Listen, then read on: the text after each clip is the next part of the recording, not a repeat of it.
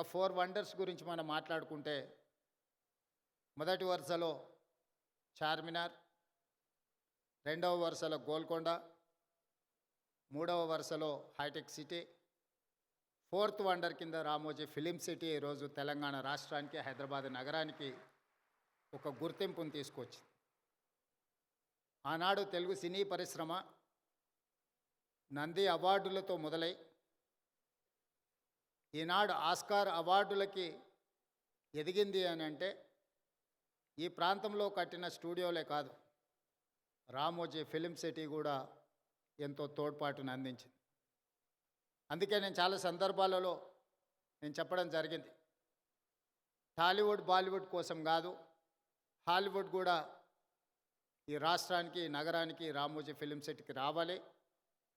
స్క్రిప్ట్తో వస్తే ప్రింట్తో వెళ్ళాలి అని రామోజీ గారు ఏదైతే ఆలోచనతో ఈ రామోజీ ఫిలిం సిటీని వారు ప్రారంభించినరో ఈరోజు ఆ కళ నిజమైంది.